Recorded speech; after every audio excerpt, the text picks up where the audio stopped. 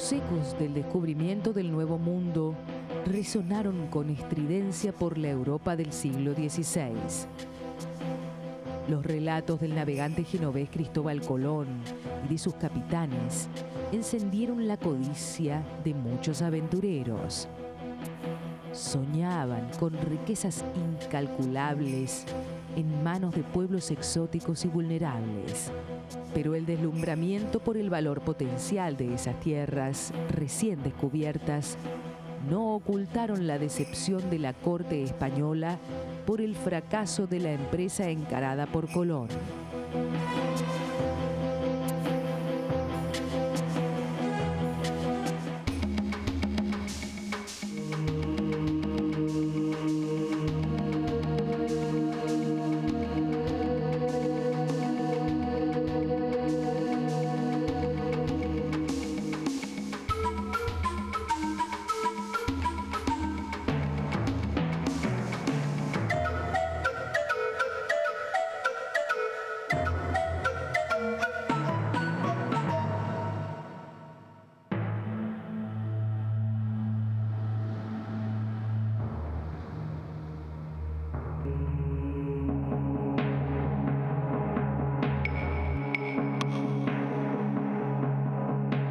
El objetivo de los conquistadores había sido encontrar, por el oeste, una ruta hacia las Islas de las Especies, en el archipiélago indonesio.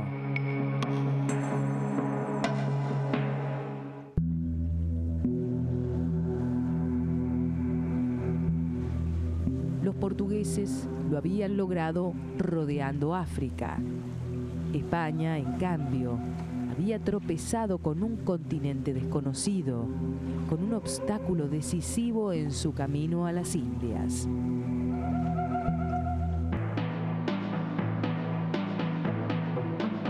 La solución vino de la mano de un navegante portugués, Hernando de Magallanes, nacido en 1480 en el seno de una familia noble venida a menos. Los que llamamos conquistadores eran individuos que pertenecían al estrato social de agricultores desposeídos, pecheros, o sea, pagadores de tributo, o nobles pobres de segunda línea, como son los hidalgos, hijos segundos, o gentes que ya no estaban en una posición de reclamar herencia o tener un destino beneficioso de quedarse en la península. Educado en conocimientos militares y náuticos, Magallanes había participado en expediciones portuguesas al lejano oriente. Sostenía la teoría de la existencia de un paso por el oeste, pero no obtuvo apoyo del rey don Manuel I de Portugal. La indiferencia de su soberano lo llevó, junto con el marino y astrónomo Rui Faleiro, a ofrecer su proyecto a la corona de Castilla. En el éxito de la gestión, mucho tuvo que ver el interés de los comerciantes de Amberes, enemistados con Portugal y aliados de España.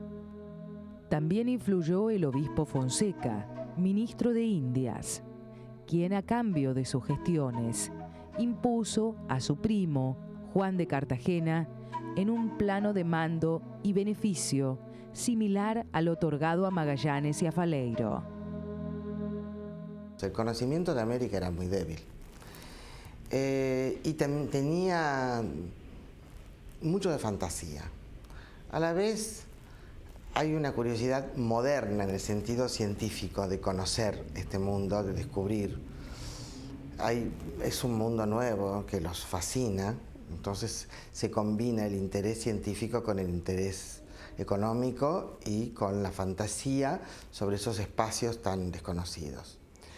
Indudablemente Magallanes buscaba una ruta alternativa a la ruta de las especies, y buscar el paso entre el Océano Atlántico y el Océano Pacífico se transformó en una necesidad acuciante. El 10 de agosto de 1519, la expedición partió de Sevilla con 5 naves y 237 tripulantes en busca busca del paso hacia las Indias. En la travesía hacia el Cabo San Agustín en Brasil, Magallanes hizo relevar y arrestar por insubordinación a Cartagena.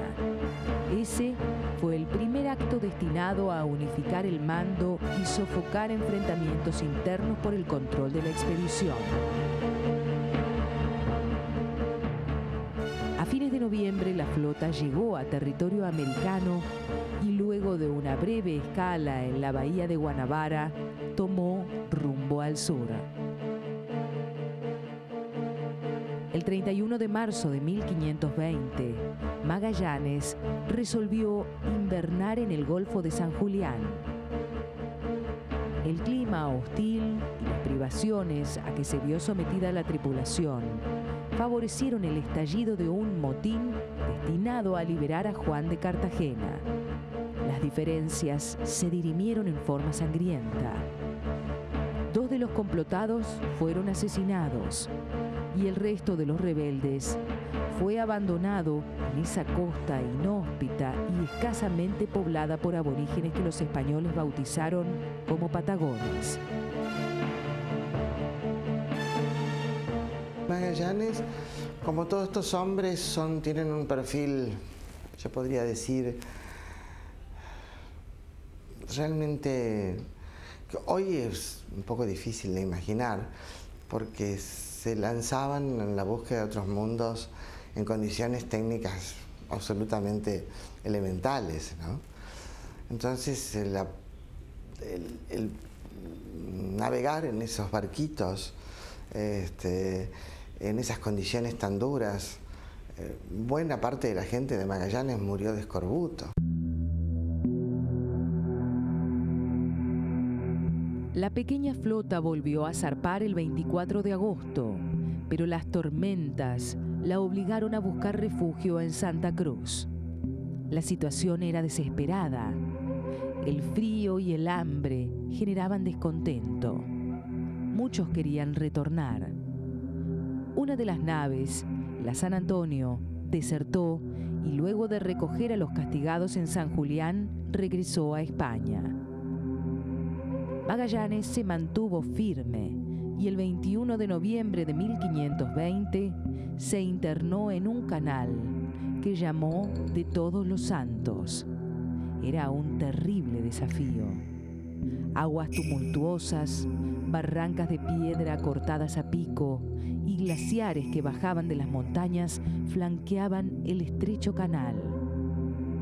Algunos botes buscaron las aguas más profundas y las fogatas de los aborígenes sirvieron de guía en las noches. Por eso bautizaron esa región como Tierra del Fuego.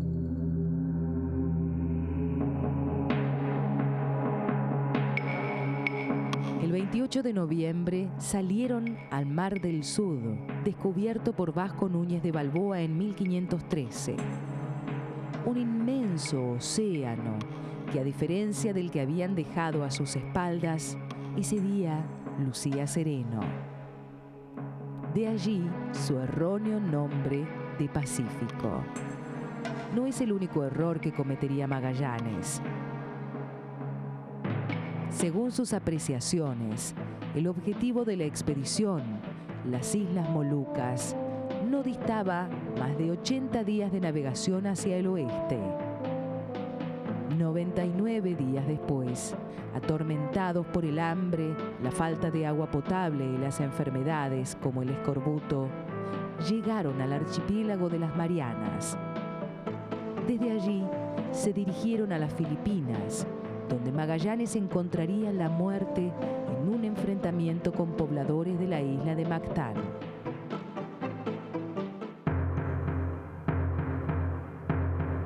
Juan Sebastián Elcano asumió el mando y zarpó rumbo al sur con los únicos 2 navíos que restaban de la expedición. El 7 de noviembre de 1521 arribó a las ansiadas tierras de las especies.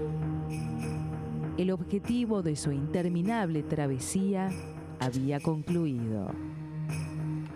Con las bodegas del único barco en condiciones de navegar repletas con su valioso cargamento y temiendo un ataque de los portugueses que dominaban esas aguas, el 21 de diciembre puso proa a Occidente. Casi 9 meses más tarde, el 6 de septiembre de 1522, 18 hombres enfermos y desesperados recalaron en San Lucas de Barrameda. Habían concretado la hazaña de dar por primera vez la vuelta al mundo. La primera consecuencia es la primera circunvalación del globo terráqueo. La confirmación de que la Tierra es redonda, de que se puede partir de un punto, dar la vuelta y llegar al mismo punto.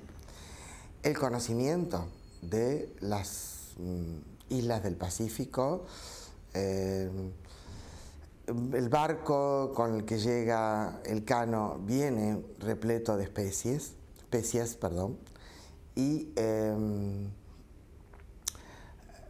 pero es una ruta que después prácticamente no se puede reiniciar hasta muchos años después, porque tiene poco sentido. Pero así ellos pueden tratar de evitar, en algunos casos, además, el llegar a la costa occidental de América sin tener que atravesar todo el territorio.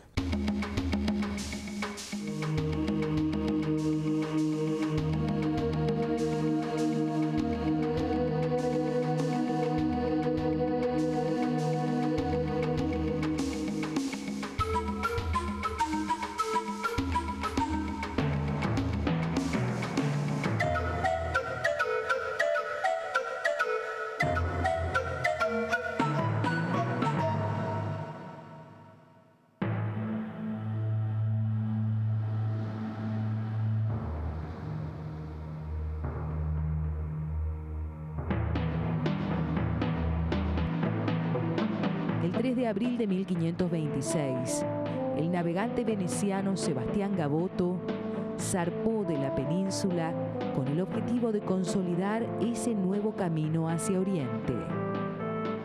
Pero los mitos sobre imperios fabulosos no tardaron en convertirse en realidad.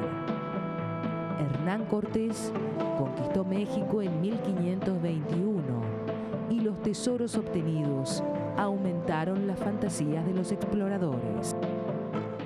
En realidad, prácticamente todo el proceso de conquista americano, incluido el de Río de la Plata, tuvo un gran impulso gracias al desarrollo de una enorme cantidad de fábulas, de mitos, que tienen que ver con cuestiones de tipo religiosa y tienen que ver con cuestiones de tipo materiales, que estaban, por otra parte, muy mezcladas.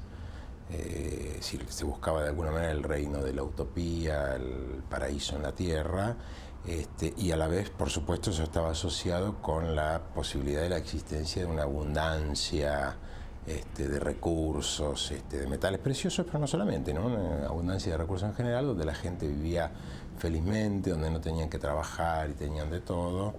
Y bueno, esto fue un motor muy fuerte para el proceso de conquista. Muchos castellanos se van a montar a ese imaginario de encontrar las 5 ciudades de la Cíbola, a montarse sobre la búsqueda del Dorado o en la leyenda del Rey Blanco. Y es así que va a haber muchas expediciones fallidas a las Amazonas o al Amazonas. Otra de las tantas fue también el país de la canela, es decir, eran leyendas que se oían y que podemos decir que muchas de ellas podían ser inducidas. Cuando yo tengo un informante, le hago preguntas de manera tal de escuchar lo que quiero oír, por un lado. Y por otro lado, el informante que conoce la avidez que tenían los españoles por la riqueza y por el oro, tiende al engaño, por una simple estrategia, sacárselos de encima. Gaboto no pudo eludir la fascinación por la leyenda de las Sierras de la Plata, donde moraba el Rey Blanco, según la historia contada por un náufrago de la expedición del conquistador Juan Díaz de Solís.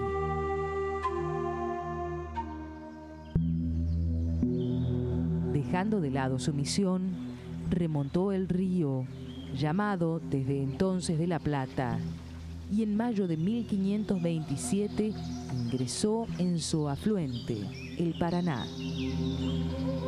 Gaboto intenta encontrar una vía alternativa. Ingresa en el río Paraná, no queda solamente el río de la Plata, sino que pasa al río Paraná, funda en la desembocadura del Carcarañá el fuerte de Santi Espíritu y comienzan al principio relaciones relativamente pacíficas con los indígenas y comienzan las primeras exploraciones. Una de esas, envían 3 exploraciones, una de ellas es la que realiza Francisco César, es la única que regresa y viene otra vez, en ese regreso trae el mito del país de los Césares. Va a tomar el nombre el país de los Césares. Ese país es un país antiguos relictos de las conquistas incaicas que habían quedado perdidos y habían fundado una ciudad en algún lugar de lo que es el territorio argentino. Pero la destrucción del fuerte de Santi Espíritu, la hostilidad de los nativos y la falta de víveres obligó su retorno a España en diciembre de 1529. La búsqueda de la ciudad de los Césares sería el motivo central para el reconocimiento de los actuales territorios de la Argentina y Paraguay en años posteriores. El primero en perseguir ese nuevo espejismo fue Pedro de Mendoza, un caballero que emprendió la travesía con la esperanza de aumentar su fortuna y encontrar cura para el mal que lo atormentaba, el morbo gálico o sífilis. Surgen los intentos del reconocimiento del estuario del Río de la Plata como zona interesante para establecer una colonia. Y es así que en el 1536 se lanza lo que yo diría una de las más grandes y costosas expediciones, que es la de Pedro de Mendoza, que también tiene sus características peculiares, porque los grandes nobles castellanos no vinieron a poblar las Indias de ultramar. Pero en el caso de Pedro de Mendoza tenemos una excepción, porque es un hijo de una familia de los grandes de España, de la familia Mendoza, quien viene como adelantado del Río de la Plata a conquistar el territorio. La expedición de Pedro de Mendoza justamente es bastante especial.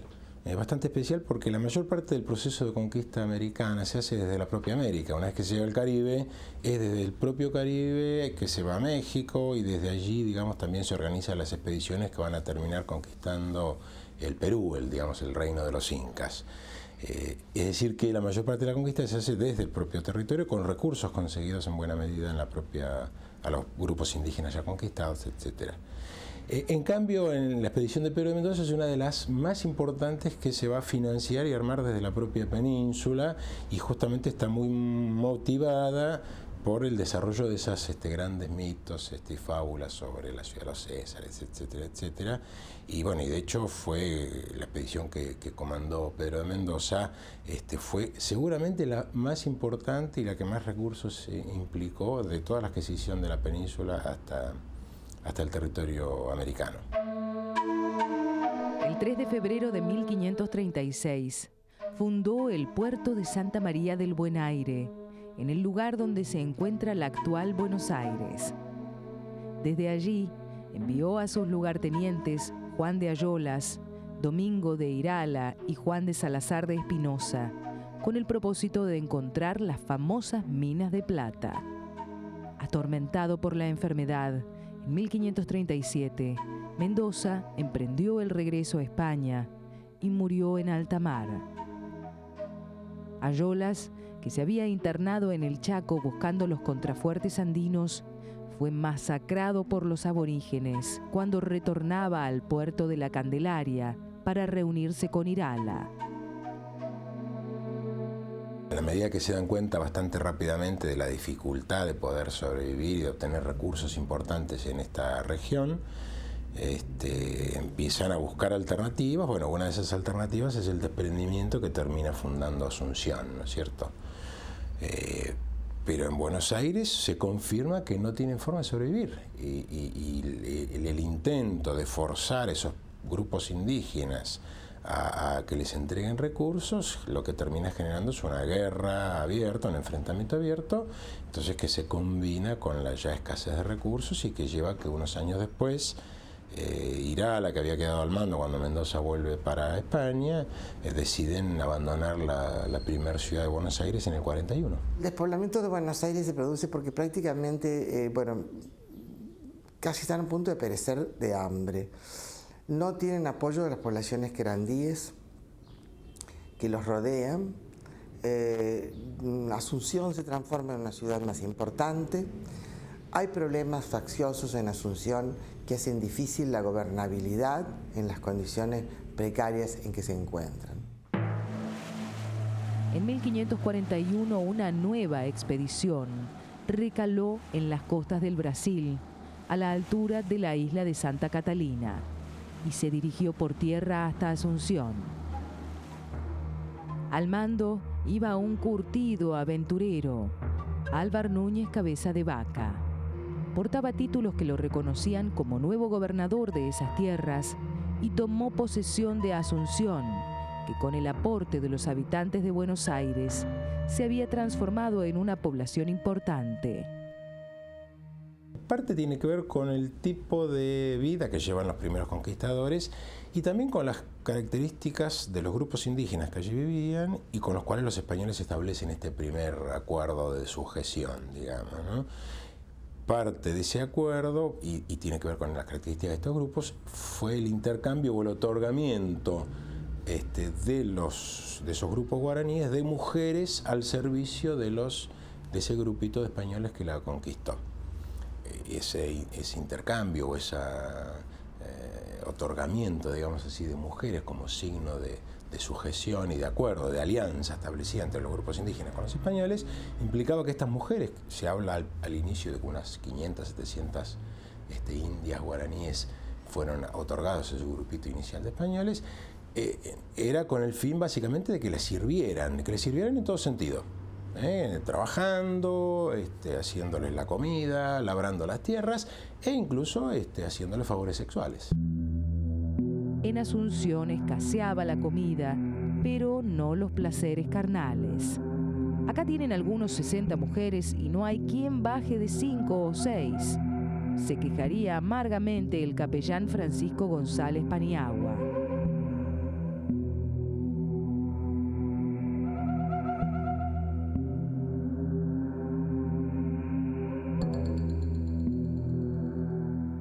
Admiten que no está, sino que se equivocaron de camino, que los indios no los dejaron seguir, que había saltos en los ríos que estaban navegando que no podían atravesar, etcétera, etcétera. Había excusas para decir, no pude llegar, pero nunca no está. Hernando de Rivera, al volver de una incursión ordenada por Álvar Núñez, trajo noticias de una comarca habitada por mujeres, las Amazonas, y de otra gobernada por un rey que se baña cubierto de oro, El Dorado. La ausencia de resultados y el enfrentamiento con Irala provocaron una rebelión de los pobladores de Asunción. El problema del faccionalismo en Asunción fue y siguió siendo, y hubo levantamientos. Estamos en 1540, cuando llega el nuevo gobernador Cabeza de Vaca, Núñez Cabeza de Vaca, Irala lo acepta de mal grado y termina por levantarse contra ese gobernador nombrado por la corona y lo retiene un año preso hasta que lo envía de vuelta a España. La corona, ante esa situación, reconoce a Irala como gobernador. Irala, otra vez dueño de la situación, volvió a internarse en el bosque chaqueño en 1547 y luego de una durísima travesía encontró las anheladas Sierras de la Plata. Pero grande fue su sorpresa cuando descubrió que los aborígenes hablaban español. Estaba en el Perú y los no menos codiciosos lugartenientes de Pizarro y Almagro habían ganado la partida. El ciclo se había cerrado. Magallanes demostraba que la extensión del Océano Pacífico era superior a la que se suponía. La relación costo-beneficio haría poco rentable esa ruta para el tráfico de especies y otros productos preciosos del Oriente. En el futuro, las naves partirían con ese propósito desde puertos de México y Perú, siguiendo la derrota inaugurada por Álvaro de Saavedra entre 1527 y 1528. A su vez, el descubrimiento de dos grandes imperios aborígenes americanos obligaría a concentrar los mayores esfuerzos en la explotación de sus riquezas metalíferas. Los nuevos exploradores tendrían la misión de expandir y consolidar la conquista antes que de perseguir utopías.